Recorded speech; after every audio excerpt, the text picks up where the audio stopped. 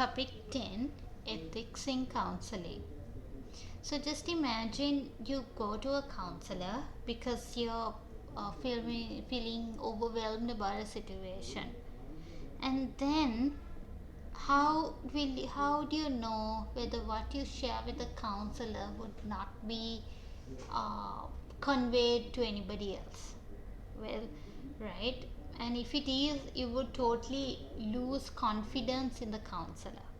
So which is why we have a set of guidelines, ethical guidelines in counseling, right? Because right, without ethics, right, ethics, one thing is it helps the counselor stay in check, right, and also it protects the participant as well as the counselor, right? So many mental health associations have a standardized code of ethics, right, that counselors should adhere during practice. So I'm sure even nurses have a code of ethics, teachers have a code of ethics, doctors do, right? And these ethics are put in place to protect the well-being of the counselor as well as the client, so that the client and the counselor knows that they are in a safe environment. Okay, so what is the whole purpose of ethics, right? So ethics is the most important part of counseling, right? And some of you might say, okay, ethics are rules, ethics is knowing what is good and bad, right? But what ethics are not is, it's not values. Okay, because an ethical framework, right, is, ethics are the same across any individual, but values can change from person to person. So there are various what you call regulatory bodies that monitor whether counselors and psychologists adhere to these ethical guidelines. And one of the famous associations are the American Psychological Association, or APA, or British Psychological Society, which is BPS, right? And in Sri Lanka, I think we follow BPS a lot, right? And then there's Canadian Psychological Association, Malaysian Code of Ethics. So these are all regulatory bodies that make sure that ethical codes are adhered to, right? So according to so and so, right, it is essential for ethical practice in counseling to happen. There are certain conditions that need to be satisfied. One thing is that the counselor must be aware of their own biases, right? So like there might be people who would say, okay, I really can't stand people with LGBT, I don't like it, right? So that is a bias, right? And you must be aware of your own biases. And at the same time, the counselor should try to understand and respect the cultural values of other cultures. We discussed this in the previous topic, which is multicultural counseling, right? So sometimes we as counselors tend to think of our culture as being better over compared to another culture. So because of that, it's important that the counselor respects the values of other cultures as well, right? And one thing is, you need to, when you're a counselor, I always say you have to learn to keep your mouth shut, right? In other words, whatever is spoken within the room needs to be kept confidential. There are times when right, when I meet my clients, right, sometimes back when I was working the school setting, if I meet my client in the corridor, even I don't even talk to the client with consent from the client, right? Why? Because I want their identity to remain confidential, because they could even be subjected to bullying, right? And also, when you're terminating the session, you need to terminate properly, right? I tell them why you're terminating. Maybe they are doing good, great, you're releasing them, or else you need to transfer them to another counselor, right? And another thing is, the counselor must be fair to all clients, right? So you will have clients from all walks of life, poor clients, rich clients, but at the same time you need to be fair and give the same quality of services across all clients, right? And also develop culturally suitable counseling practices, which we discussed earlier. right? So if counseling was to be effective, one thing is you need to create this climate where the client can be open, right? And that happens when the counselor is helpful, when the counselor is empathetic, when he knows how to develop a relationship with the client. It makes the client feel comfortable. As well as there's also you need to also be mindful of their room, because sometimes if your room is cluttered and you need to jump over boxes and all that, that also affects the climate, right? uh, right, the other thing is you need to be very effective in the way you speak, right?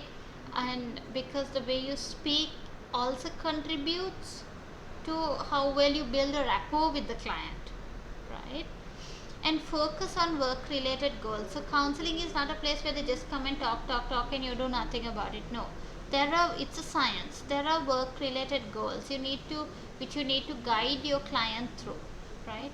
And do not engage in discussions about income and rewards and things like that, right? So, also for counseling to be effective, you have to make sure that the client is willing to learn from counseling. So, like I said before, clients counseling is not just chit chat, but the client has to be willing to learn through the process. So once I had to deal with a parent who was also having schizophrenia, but the issue was she was not willing to learn from the process, right? And it is important to always encourage the client to function independently, because the client doesn't have to come to you for the rest of their lives. So you have to encourage the client to function independently. When kids come to me, even as young as 2 3 years old, they are always encouraged to function independently, right? And make sure that the client knows what counseling is about and they understand the purpose of it, right? So some think it's just a place where they come and just chit chat and tell everything they want but not do anything about it. No, that is not what counseling is about. Counseling should bring about a positive change in their behavior, right? Avoid getting into arguments and make sure that you follow up on the clients and see how they are doing, right? So that kind of leaves the door open, and it also makes clients know that, hey, when I need help I can always go back to the counselor for help, right? So there are times when you need to take pre-disciplinary action. So pre-disciplinary action happens when it happens at an earlier stage, and it is done actually to prevent a problem from developing, right? So pre-disciplinary action can be taken when the counselor has facts. Okay, so one of the common problems that happens is transference, where there are times when the client falls in love with the counselor, right? So if the counselor knows that, right, it's always better to address it, and you need to decide how you are going to, what kind of action are you going to take. Maybe you will have to transfer the client to another counselor, right? So it is important that the counselor actually using his skills makes the client aware of the problem, right? And clearly communicate the problem so that the person also can decide on a course of action. There are times when you might have to decide, there will be times when the client will have to decide on the course of action, right? So once I remember one of the psychologists, was a client I referred, and we didn't have facts as to whether the client was abused, right? But then the client opened up to the counselor and to the psychologist, and then she calls me and says, hey, this is, she admitted to being abused. Now I have to make her aware that this is something that she needs to take action about, right? So she clearly communicated to the client and told the client what are the options available, and the client was able to decide, right? So why is it sometimes why are disciplinary sessions difficult because sometimes the client could get very angry, they could deny, they could deflect, right?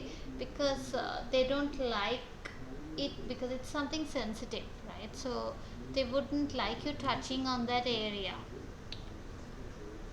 right? So yeah, I think we covered this when we were talking about counseling in multicultural settings, right? So what are the ethics that need to be followed during group counseling, right? So in group also these ethical standards need to be adhered to, right? And one thing is informed consent, right? So you need to get, right, they have to consent, right, that they are okay to be in the group, right? And at the same time they have all rights to withdraw from the group whenever they want, but whatever is discussed in the group has to be kept confidential, right? So what are the principles of ethical conduct? So all this time I've been telling you, okay, why it is important to maintain ethics. So what are the principles, right? First thing is fidelity. Now, fidelity means you honor the trust placed in the practitioner, right?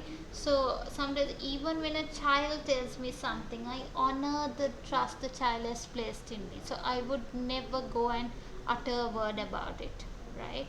And at the same time, remember your client, according to Carl Rogers, is independent, they like to grow, right?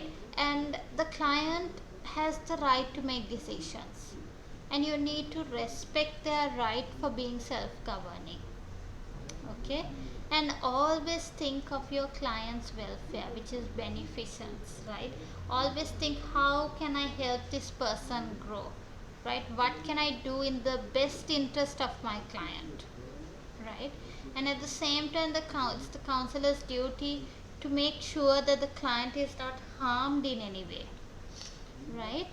And you have to be fair towards all clients, irrespective of social status or gender orientation or anything like that, right? Being fair to all clients is important, right?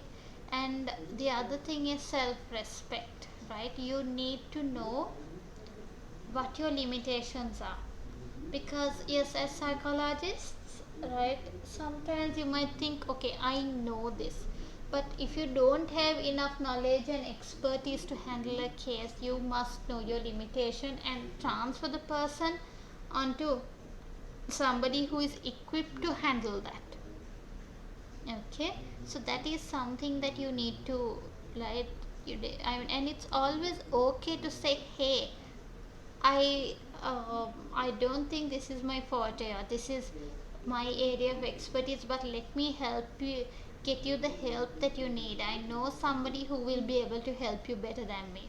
And it's okay to say that. I've said that many times to clients. Okay, so that brings us to the end of chapter 10.